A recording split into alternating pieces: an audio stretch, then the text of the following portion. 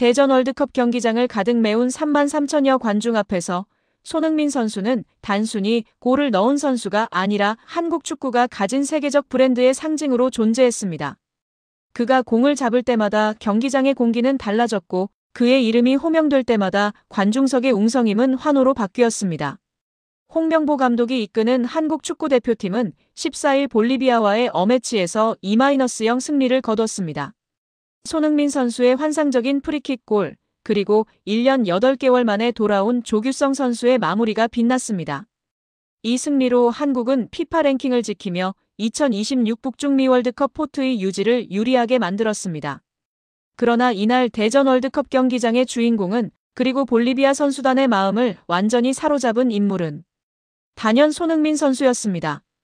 최전방 공격수로 선발 출전한 손흥민 선수는 전반전 내내 볼리비아 수비와의 치열한 경합 속에서 고립되며 힘든 시간을 보냈습니다.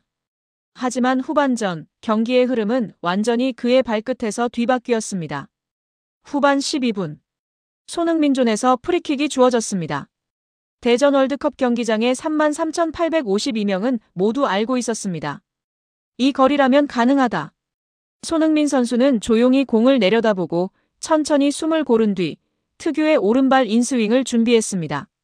그리고 다음 순간 수비벽을 부드럽게 넘어 공이 허공에서 한 번 휘어지며 볼리비아 골대 좌측 상단 사각지대를 향해 날아갔습니다. 골키퍼는 공을 보고도 손을 뻗지 못했습니다. 그저 슈팅의 완성도와 궤적에 압도된 채 바라볼 수밖에 없는 골이었습니다. 대전 전체가 폭발하듯 환호했습니다. 영국 더 애슬레틱은 이를 두고 아시아 슈퍼스타의 존재감을 확인할 수 있는 상징적인 장면이라고 평가했습니다. 볼리비아 현지 매체 라 라소는 경기 후 가장 인기 있었던 선수는 손흥민이었다. 볼리비아 선수들이 먼저 다가간 것은 존경의 표시였다고 보도하며 그 인기를 조명했습니다. 글로벌 스포츠 매체 ESPN은 경기 후 리포트에서 손흥민은 이제 단순한 스타가 아니라 전 세계 선수들이 기념사진을 원할 만큼의 글로벌 아이콘이라고 표현했습니다.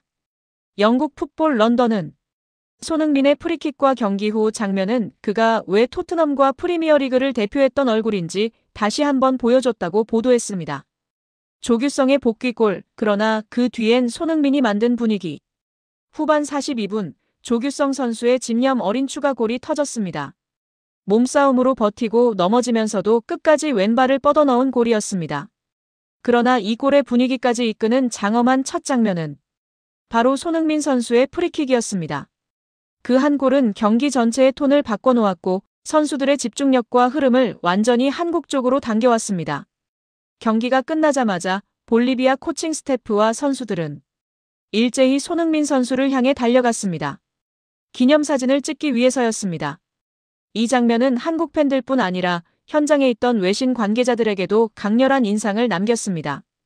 프리미어리그 득점왕, 아시아 최고 슈퍼스타, 그리고 전 세계가 인정하는 월드클래스 공격수와 사진을 찍을 기회는 흔치 않았기 때문입니다. 볼리비아 선수들은 체면도 잊은 채 줄지어 카메라를 꺼냈습니다. 손흥민 선수의 얼굴은 잠시 놀란 듯했지만 이어지는 요청 하나하나에 그는 친절하게 미소로 응답했습니다. 그러나 난감한 순간도 유니폼이 한 장이라 볼리비아 선수들은 기념사진에 이어 손흥민 선수에게 유니폼 교환까지 요청했습니다. 하지만 손흥민 선수에게 유니폼은 단 한 장뿐이었습니다. 손흥민 선수는 아쉬움과 미안함이 뒤섞인 표정으로 볼리비아 선수들을 달래며 상황을 설명했습니다. 이 모습은 주변 스태프와 취재진에게 깊은 인상을 남겼습니다. 그는 슈퍼스타이기 이전에 상대를 존중하고 배려할 줄 아는 프로페셔널이었습니다. 볼리비아 선수단은 결국 손흥민 선수와 인증샷을 남긴 뒤 만족스러운 표정으로 경기장을 떠났습니다. 이날 대전에서 벌어진 장면은 말해줍니다. 손흥민 선수는 한국 축구의 얼굴이고 아시아 축구의 레전드이며 지금 이 시대가 가진 희소한 월드클래스 공격수라는 사실을 그의 한 골, 한 행동, 한 미소는 상대 선수들조차 열광하게 만들었습니다. 한국 대표팀의 승리는 물론 기쁜 일이었지만 경기 후 이어진 장면들은 손흥민이라는 이름이 가진 영향력을 다시 한번 증명하는 순간이었습니다. 그는 경기장을 지배했고 관중을 사로잡았으며 상대 선수들까지 매료시켰습니다. 손흥민은 오늘도 그리고 앞으로도 한국 축구가 가진 가장 빛나는 얼굴이었습니다. 대전 월드컵 경기장의 붉은 조명 아래 한국 대표팀은 볼리비아를 상대로 2대0 승리를 거뒀습니다. 33,852명의 관중이 만들어낸 열기는 단순한 승리 이상의 의미를 갖고 있었습니다. 한국 축구는 이제 단 4일 뒤 맞이할 가나전을 향하고 있었기 때문입니다. 그리고 볼리비아전을 마친 뒤 홍명보 감독은 다음 경기에 대한 하나의 예고를 남겼습니다. 오현규는 다음 경기 선발로 나설 것입니다. 이 한 문장이 모든 축구 팬들의 관심을 전혀 다른 지점으로 이동시켰습니다. 그렇다면 손흥민 선수는 어디에서 경기를 시작하게 될까요? 볼리비아전 직후 홍명보 감독은 자신의 선택을 명확하게 설명했습니다. 오현규와 조규성은 유럽에서 합류해 훈련 시간이 부족했습니다.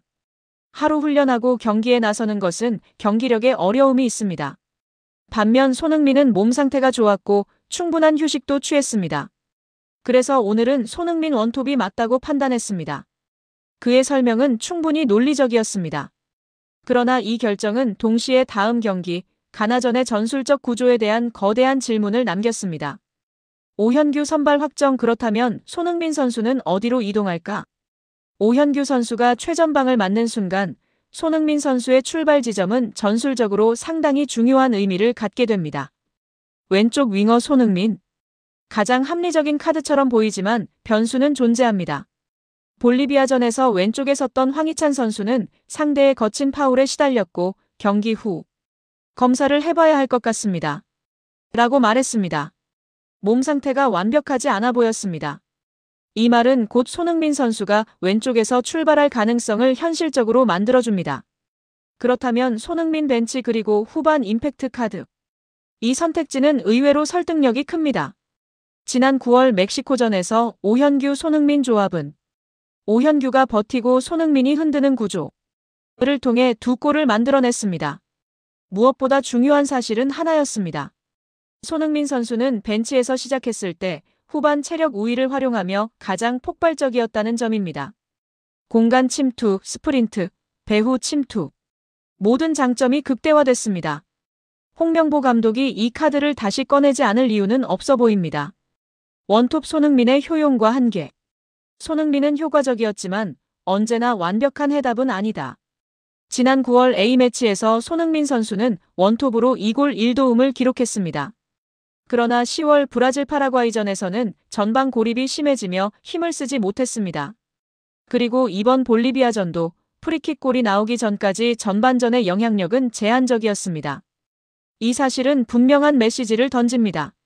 손흥민 원톱은 상황 상대 전술적 맥락에 따라 달라지는 카드일 뿐 절대적 정답은 아니다. 그래서 홍명보 감독은 이번 가나전에서 그 변수들을 오현규라는 이름으로 조정하기 시작한 것입니다. 결국 가나전의 질문은 단 하나. 손흥민을 어디에 두어야 가장 치명적이 되는가? 오현규 선수의 선발은 확정되었고 손흥민 선수의 역할은 완전히 새로운 해석을 요구하고 있습니다. 왼쪽에서 드리블로 흔드는 손흥민인가? 후반전 상대 수비를 깨부수는 벤치 스타트 손흥민인가? 혹은 완전히 새로운 전술적 실험인가? 볼리비아전에서 드러난 문제들, 황희찬 선수의 몸 상태, 손흥민 선수의 체력과 전술적 활용성. 모든 것이 복합적으로 맞물리며 가나전의 손흥민 활용법은 계속해서 재구성되고 있습니다. 그러나 이 와중에 팬들과 언론이 주목한 지점은 따로 있었습니다. 홍명보 감독의 용병술은 과연 옳았는가? 가나전 준비 과정에서 가장 논쟁적인 선택지. 손흥민 벤치 스타트는 전술적 옵션이면서 동시에 팬들 사이에서 큰 파장을 일으키는 주제입니다. 지난 멕시코전에서는 효과가 있었지만 이번 상황은 전혀 다른 질문을 던집니다. 벤치에서 시작하는 손흥민 이론적으로는 완벽한 카드. 그러나 팬들의 시선은 점점 불안해지고 있습니다. 홍명보 감독은 과거 손흥민 선수를 벤치에서 성공적으로 활용한 적이 있습니다. 오현규 선수가 버티고 후반에 손흥민 선수가 들어가 필요한 상대 수비를 흔드는 그림. 이는 이미 검증된 패턴입니다. 이론적으로 보자면 손흥민 벤치는 강력한 무기입니다. 그러나 지금 팬들은 이 선택을 두려워합니다. 그 이유는 단 하나입니다. 홍명보 감독의 이전 용병술에 대한 불신이 쌓여있기 때문입니다. 팬들이 쌓아온 불신의 이유. 최근 A매치에서 팬들이 기억하고 있는 장면들입니다. 교체 타이밍의 지연. 예측하기 어려운 포지션 실험. 선수 컨디션 체크 미흡 논란. 이 경험들이 팬들에게 깊은 의구심을 남겼습니다. SNS와 커뮤니티에는 이미 불안과 불만이 폭발하고 있습니다. 손흥민을 벤치에 두면 후반에는 쓸 수 있겠죠. 하지만 감독님이 그 타이밍을 제대로 잡을까요? 교체하는 순간 이미 흐름이 넘어간 상태면 어떡하죠? 후반 카드로 쓰려면 전반 전술이 완성돼 있어야 하는데 지금 그게 가능해 보이진 않네요. 팬들은 단순히 결과가 아니라 프로세스를 문제 삼고 있습니다. 그리고 그 중심에는 홍명보 감독의 경기 운영이 자리 잡고 있습니다. 벤치에서 출발하는 손흥민의 가장 큰 리스크. 적시에 투입되지 않으면 아무 의미도 없다. 손흥민 선수는 후반 시작과 동시에 투입될 때 가장 강력합니다. 그러나 만약 경기가 이미 흐름을 잃은 뒤라면 그 파괴력은 절반 이하로 감소합니다. 즉, 손흥민 벤치 전략은 전술적으로 매력적이지만 감독의 운영 능력이 완벽해야만 빛나는 고난도 카드입니다. 여기서 팬들의 우려는 극대화되고 있습니다. 팬들의 목소리. 손흥민을 벤치에 넣을 거면 책임질 준비도 되어 있는가? 팬들의 불만은 단순한 감정이 아닙니다. 그들은 이미 다양한 장면을 기억하고 있습니다. 원톱으로 고립된 손흥민. 늦은 교체로 기회를 놓친 경기. 컨디션 체크 논란. 이 모든 기억이 가나전 손흥민 벤치 시나리오와 결합하며 불안이라는 현실로 이어지고 있습니다. 홍명보 감독이라 오현규 손흥민을 다 쓰지 못하는 거예요.